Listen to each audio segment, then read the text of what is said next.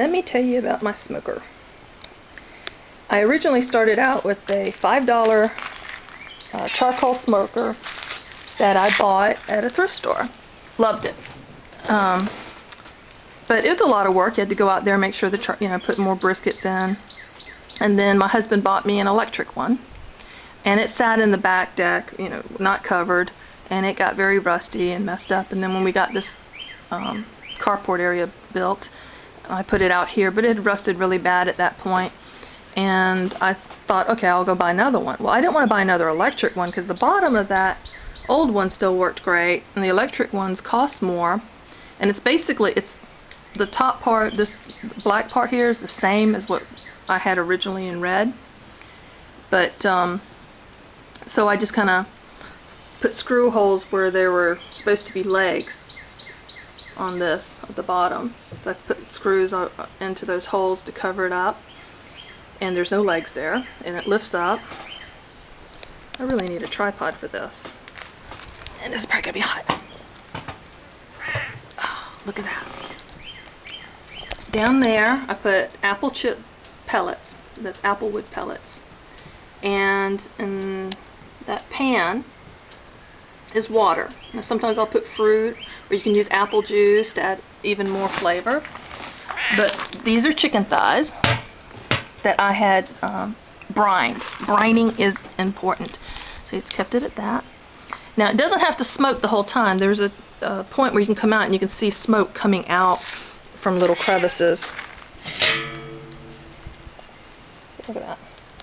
Isn't that beautiful? And it's going to take a little bit longer. But the more you keep that off, the longer it's going to take. But it works. And it tastes so much better. And it's slow cooking, so it takes longer. And sometimes, like with chicken, even though it's cooked, that you'll see red next to the bone because the temperature didn't get that high, it's still safe. So you can look that up. I'm not making that up because that freaks me out to see red on chicken meat. But this it's brined, so trust me, that salt is pretty much taking care of most everything.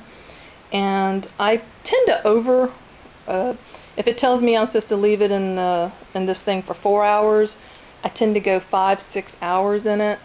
And because of that water basin, it doesn't dry out. So I feel a little bit safer about overcooking in the smoker.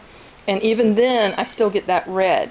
But when you pull the meat, you can tell, because it comes right off the bone. Anytime meat is raw on a chicken bone, it doesn't want to release from the bone. So it's cooked, but it still has that color that can throw some people off and go, ew, but it's safe. And for smoking, I could have done boneless. I love boneless chicken thighs, but it doesn't seem as good as when you do have the bone in. It's just my preference. I think it does stay even more moist. So anyway, if you haven't tried smoking meats, and this is the cheap end, there's a square one that's like 4 times the cost of this thing, and I would love to have it, but it wouldn't be worth it. I maybe do this maybe 3-4 times a year, definitely for Thanksgiving. It is great to smoke your turkey in there and keep your oven free for other stuff that you need it for. And normally it has 2 trays, so I can do something on the bottom also. So I try to use it.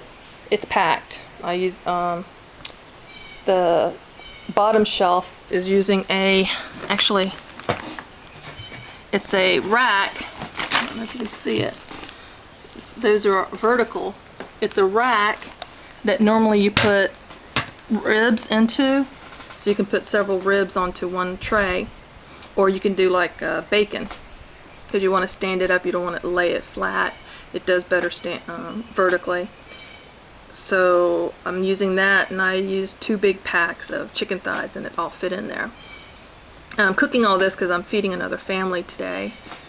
That friend of mine that I made the Afghan for, she had her baby, and we're taking her her family the meal tonight. So I'm taking them this and Salisbury steak that I'll show in another video. Anyway, give it a try.